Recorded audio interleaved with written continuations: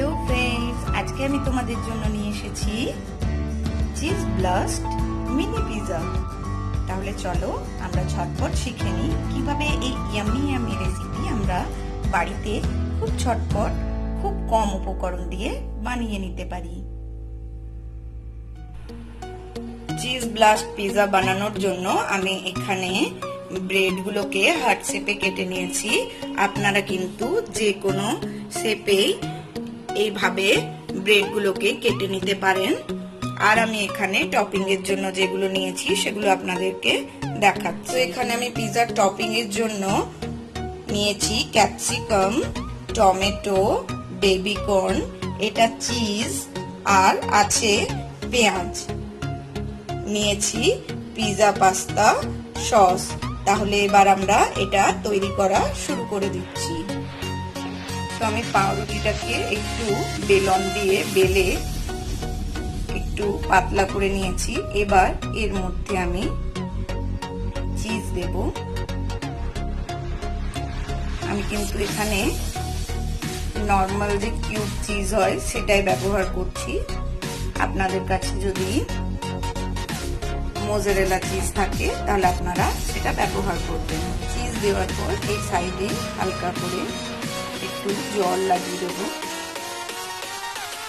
যাতে আরেকটা ব্রেড আমি ভালোভাবে এর সাথে চিপকে দিতে পারি।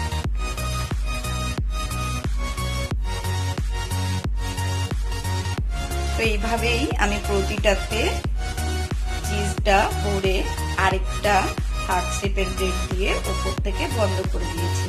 এরপর আমি ওপরের টপিংটা সাজিয়ে নেব। তো এবার আমি এর উপরে খুব হালকা করে পিৎজা পাস্তা সসটাকে লাগিয়ে দেব।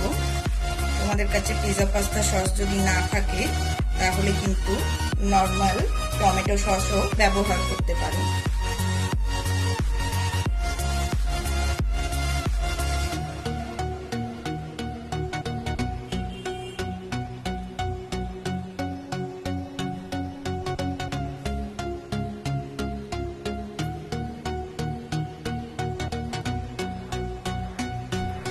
তো এগুলোতে আমার টপিং করা হয়ে গেছে। এবার আমি এর মধ্যে অরিগ্যানো দিয়ে দেবো।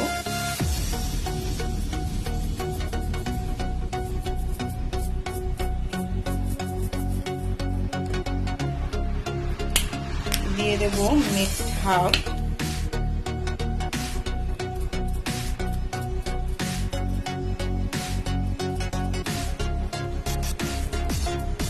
সামান্য চিলি ফ্লেক্স দিচ্ছি, কারণ আমি এটা বাচ্চাদের জন্য তৈরি করছি। বড়দের জন্য তৈরি করলে এর থেকে বেশি চিলি ফ্লেক্স দেওয়া যেতে পারে নিজেদের স্বাদ অনুযায়ী সেটা। এবার প্যান হচ্ছে চিজ দেওয়ার, লটস অফ চিজ।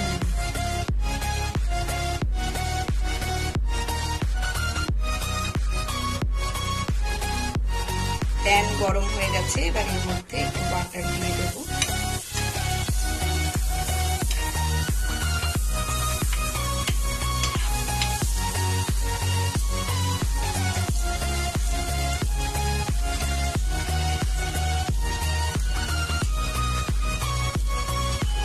একদম লো হিটে এটাকে আমি কভার করে কুক করব। 5 মিনিট হয়ে গেছে। চিজটা খুব ভালোভাবে মেল্ট হয়ে গেছে। এবার আমি এটাকে সার্ভ করে দেব।